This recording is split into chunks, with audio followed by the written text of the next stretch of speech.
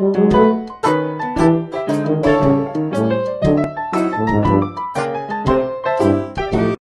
de mercadotecnia, empezó a hablarme de lo que es tendencia hoy en día, de los nombres que hay, de los podcasts, de las cosas, lo que ve, lo que mira. Los pero colores, cómo tiene que ser, cómo tiene que ser, el concepto, cómo tú tienes después. Y yo dije, mierda, pero es que no tenemos nada de eso. O sea, ¿qué hacemos? Este podcast es una chapuza. Esto es una chapuza realmente. Bueno, va muy bien con el nombre. Hola, hoy no estoy en mi biblioteca, sino me he desplazado al estudio que Giancarlo Braccovic y Humberto Balcázar comparten en Barcelona para sus Chapuzas a domicilio, un programa de humor muy exitoso. Humberto Balcázar presentó hace poco ese libro, que no es una novela, sino un auténtico puñetazo, que se llama Primer cielo, último infierno. Humberto, gracias por acogernos en vuestro estudio. Me sorprende que un hombre con tan gran sentido del humor como tienes tú seas capaz de escribir una novela tan enormemente dura, tan dramática como Primer cielo, último infierno. Bueno, primeramente, gracias a ti, bueno, por venir aquí y por invitarme también a tu espacio, que sé que estás compartiendo desde hace mucho tiempo ya. La plataforma las estás utilizando de una manera muy positiva en pro a los escritores, a los nuevos escritores, siempre incentivando la buena escritura. Primer cielo, último infierno es el viaje a Caracas a través de los hospitales de un muchacho, Alberto, que intenta salvarle la vida a su madre. Pero Alberto sabemos que no es Alberto, sino Humberto. ¿Por qué en esa biografía real, desgraciadamente, basada en hechos reales, necesitas un alter ego, necesitas un Alberto, quizás para alejarte de ese drama y ser más objetivo como escritor? Sí, bueno, primeramente no fue escrito con una intención de que sea biográfico o autobiográfico, sino más bien fue escrito con la intención de contar una realidad que existe en mi país, en Venezuela, como es la crisis hospitalaria. Bueno, realmente es una crisis a nivel general en todo, pero yo me quise enfocar en la hospitalaria, que fue la que yo viví con mi madre en primera persona, directamente, lo que fue lo que es padecer en ese país con una persona enferma de cáncer, y pasar por los hospitales venezolanos y quedar a la espera de medicinas que no van a llegar. Entonces quise reflejar ese amor maternal, el amor que yo sentía por mi madre, obviamente, y contarlo, y quise reflejar esa realidad en esta historia. Y obviamente, como hablo de un tema real y un tema que toqué justamente muy cercano y muy íntimo, hay que cambiar nombres y hay que cambiar cosas, porque puede que las personas que aparezcan allí con nombres reales se sientan un poco aludidas. Con lo cual es una historia real, la de ese periplo nocturno buscando medicinas que nunca llegaron, como nos dice Humberto. Pero esa situación ya ocurrió hace algunos años. La situación de los hospitales venezolanos hacía 10-15 años ya era grave, pero hemos visto imágenes de los hospitales actualmente y es una situación dantesca. Es mucho peor lo que está ocurriendo ahora en Venezuela, de lo que no se habla, que la que tú viviste en ese momento. Sí, totalmente. Y como nos dicen, la realidad supera la ficción, y es efectivamente, mejor dicho, no se puede decir, valga la redundancia en ese caso, puesto que ahora está peor. Cuando tú crees que ya no puede haber que algo no puede empeorar o algo no se puede hundir más porque ya ha llegado al límite de la superficie del subsuelo, viene Venezuela con su crisis económica o la dictadura que estamos atravesando en este momento y te demuestra que sí se puede caer más bajo todavía. Y aún no hemos llegado al infierno, por así decirlo. Porque de Venezuela los partidos políticos se acuerdan cuando vienen las elecciones. Después Venezuela no existe. Ah, bueno, pero aquí ya eso es en Venezuela y en todo el mundo, ¿no? Actualmente igualmente eso lo estábamos comentando hoy, antes de venir para acá, justamente de cómo se acuerdan los políticos cuando hay elecciones, y ahora después nos volverán a confinar y así van, pero eso en todas partes.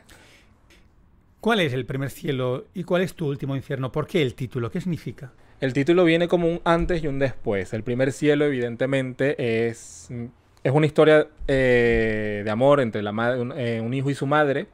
Y obviamente el primer cielo que tenemos todos aquí es nuestra madre. Es lo primero que uno ve al nacer. Al uno abrir los ojos, lo primero que ves es a tu madre. Y al estar dentro del vientre de tu madre, tu cielo termina siendo el vientre materno también. Entonces, es como un antes y un después, porque obviamente no por contar nada de la historia o qué pasa, simplemente porque yo también, al pasar igual por la misma situación, decidí hacer borrón y cuenta nueva e irme de Venezuela, porque obviamente la situación ya no estaba apta para mí, yo no podía realizar mis sueños allí, y decidí empezar afuera en otro país, una nueva vida. Entonces, último infierno lo que dejo. Wow. Bueno, bienvenido a España, aunque llevas ya 5 o 6. 6 años, ya casi 7. En cierta ocasión contabas de que esperando a tu compañero de piso en Collblanc, en Barcelona, que no llevabas las llaves, te diste cuenta de que allí no pasaba nada, que podías estar tranquilo, que esa situación en Venezuela hubiera sido muy peligrosa. Pues sí, fue realmente muy... El cambio fue abismal, porque yo llegué obviamente con los matices, con los clichés de un país inseguro, de un país que obviamente no vela por la seguridad de sus habitantes, y cuando yo estaba esperando afuera a las 11 de la noche en una plaza antes de llegar del apartamento o del piso donde íbamos a vivir, pasan motorizados y yo me asustaba. Un motorizado, yo decía, aquí me van a robar, y mi amigo que ya tenía más un tiempo acá, cálmate, que aquí esto no es así. Y ese trauma de escuchar las motocicletas, todavía lo tengo a veces. Estoy caminando y escucho una motocicleta y me invade el miedo o el susto de que aquí iba a pasar. Y también te oí que estar enfermo o incluso morir en España o en Europa era mucho más fácil o más cómodo o más tranquilo que en Venezuela.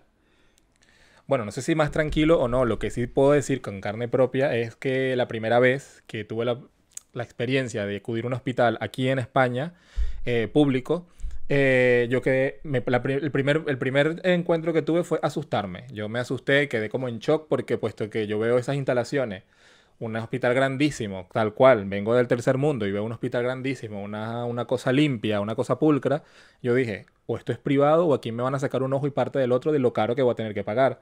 Cuando me dicen, no, esto es un hospital público, aquí te estamos atendiendo, o sea, caí como en shock porque obviamente vengo de lo que es un hospital público en Venezuela, que es totalmente lo contrario, son sucios, allí no hay servicios, se va la luz, roban dentro de las propias instalaciones, en fin, eso lo pueden ver aquí en la novela. De hecho, se va la luz incluso en medio de una operación. En medio de una operación. Con la tragedia consiguiente del paciente. Totalmente, se han quedado personas incluso en quirófano justamente porque se ha ido la luz en medio de una operación, de un tratamiento. Y entonces, ¿qué se puede hacer? ¿Y cómo es posible que en un país tan rico como Venezuela haya personas que lleguen a suicidarse porque no soportan el dolor, porque no encuentran paliativos? Y es muy triste eso que me estás mencionando, Jordi, porque justamente Venezuela antes era conocida como las personas más felices del mundo. El venezolano era una persona que siempre estaba riendo, de hecho todavía, y siempre estaba riendo y siempre estaba sacando la parte buena de las adversidades y el chiste y la comicidad y la jocosidad, y así íbamos viviendo siempre durante todo el tiempo. Entonces estamos en este caso de que ahora obviamente está tocando la crisis tan fuerte que las personas ya no aguantan, y es porque no tienen ni siquiera que comer o porque todo está dolarizado y es el único país del mundo donde el dólar se devalúa. Cada día va mandando que los precios cambian los productos y las personas se encuentran en un estado realmente de depresión y de ansiedad que obviamente está atacando a toda la población. Pero eso empezó hace 20 años, con el triunfo de Chávez, y continúa ahora con el gobierno de un conductor de autobuses que es colombiano, que es Maduro, y que ha llevado a Venezuela a la más grande de las miserias. Bueno, yo digo que esto es el resultado que viene incluso desde mucho antes de que cayera Chávez al gobierno, porque justamente Chávez gana porque las situaciones en el país no estaban dadas como para un país políticamente correcto donde velara por todos sus habitantes de distintas clases sociales. O sea, estaba enfocado siempre más hacia una parte media, clase alta, y había dejado marginada las partes bajas del país, la parte poblada, la parte pobre, por así decirlo. Y en este caso, obviamente, les llega un salvador de mangas arremangadas, le llega una persona vestida como ellos, yo soy como tú, y obviamente las personas, en este caso, caen en ese juego, en ese lavado de cerebro doble moral que existe aquí y existe y está expandiéndose por todo el mundo, y terminan apoyando a este tipo de personajes que obviamente terminan destruyendo la sociedad completa y desquebrajándola. O sea, el populismo tiene una cara blanca muy limpia, pero luego es una cara oscura, malvada. El populismo muestra una cara real y te hace sentir que estás sintiendo y padeciendo las crisis y las situaciones por las que uno está pasando como habitante de un país o de una ciudad.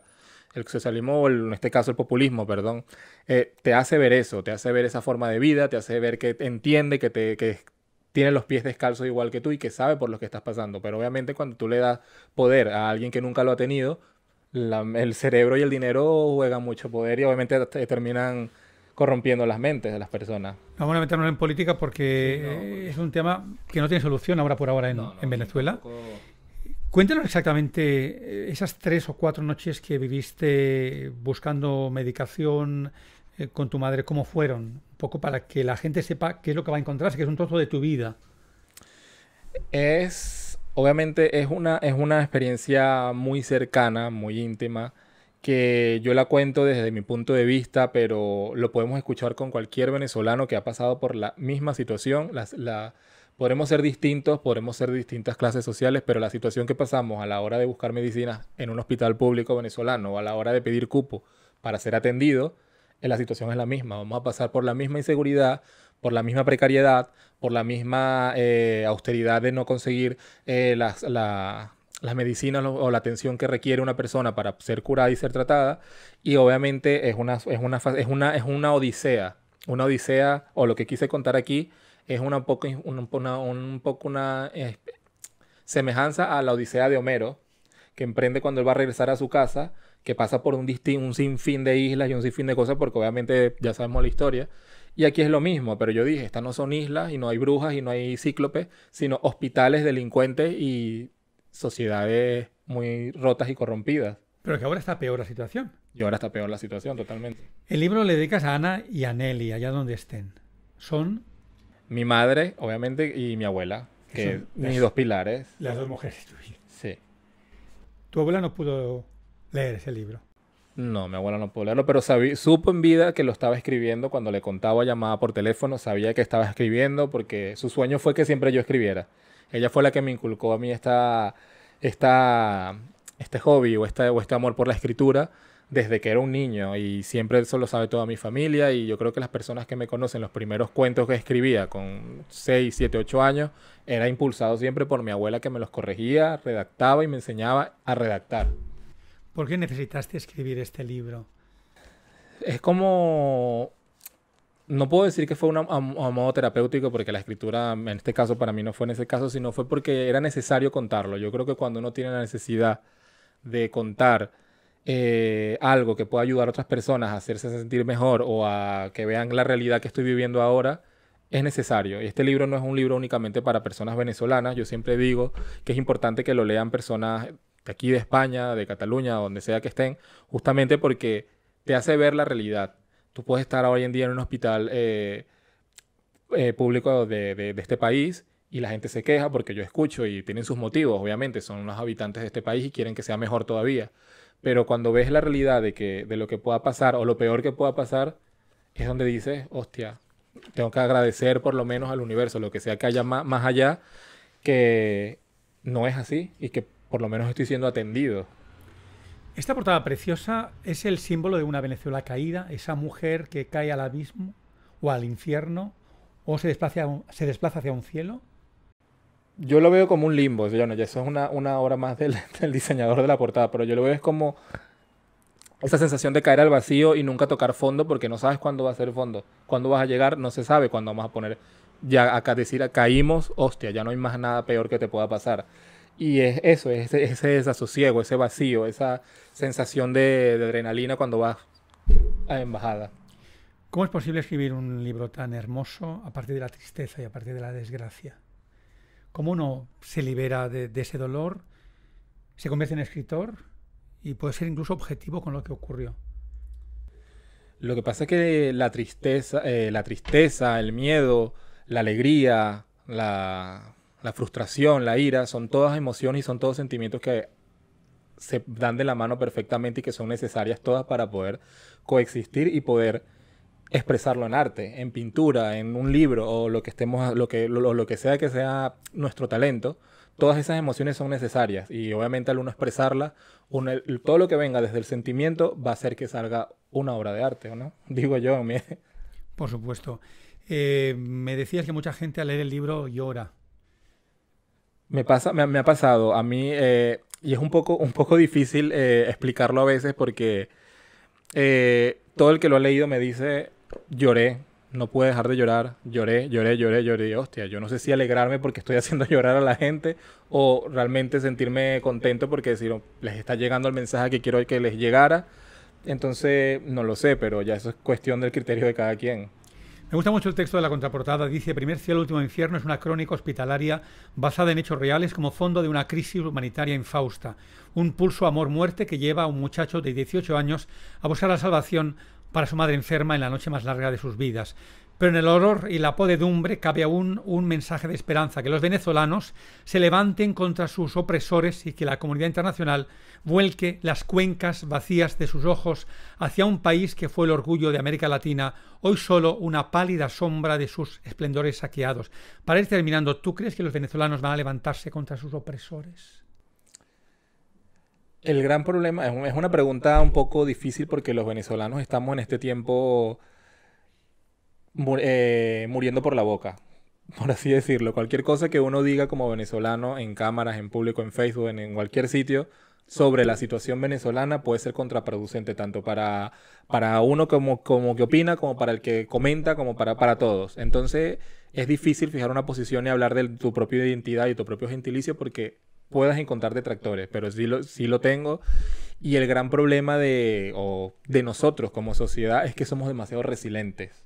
Somos demasiado resilientes y terminamos acostumbrándonos a las situaciones y así hemos pasado años y años y años y años y viendo la cara positiva de las cosas, pidiéndole a Dios, rezando rosario, que gracias a Dios prontamente, mal que bien estamos bien, vamos poco a poco, vamos piano a piano, ¿qué más vamos a hacer? Entonces vamos en esa situación, siempre hemos sido muy, muy resilientes. Y decir que los venezolanos se van a levantar, yo creo que ya se han levantado y lamentablemente no han contado con el apoyo de todos porque siempre, como digo, están las personas resilientes que van poco a poco en su día a día. ¿Y la comunidad internacional va a abrir sus ojos vacíos hacia ese mundo? Yo sinceramente como venezolano, como ciudadano, no lo digo como escritor de este libro, sino como venezolano, yo me siento desamparado por la comunidad internacional. Yo no me siento como ciudadano venezolano apoyado en ningún sentido a nivel de mi país. O sea, por más que se hable o se mencione a nivel de noticias o pasen los telediarios, pasen lo que está sucediendo, o lo pasaban en ese momento cuando habían situaciones de protesta, no siento que estén haciendo nada en favor de liberar ese país de la crisis que tiene ahora. O sea, realmente no creo que lo vaya a hacer. No lo han hecho antes, no lo van a hacer ahora. Bueno, esta buena palabra de literatura, de verdad es un libro que me emociona muchísimo, que toca el alma del lector y es lo que debe conseguir un buen libro: atraparte, emocionarte y que cuando hayas cerrado el libro te quede una larga estela recordando lo que fue esa emoción y esa experiencia de leer un gran libro como Primer cielo, último infierno. Felicidades, espero pronto poder hablar de otro libro. Esperemos. ¿Estás en ello? Estoy en ello, pero estoy con la crisis del segundo libro. Vamos a ver si la logro superar. Humberto, gracias por acogerme. Bueno, a ti por invitarme y darme tu espacio para poder hablar un poco de Primer cielo, último infierno, que tenía tiempo que no hablaba de él porque obviamente no soy una persona mediática. Bueno, con el éxito de Chapuzra Domicilio lo dudo, pero en fin. Gracias por estar ahí, gracias a ti, Humberto. Gracias a ti por invitarme.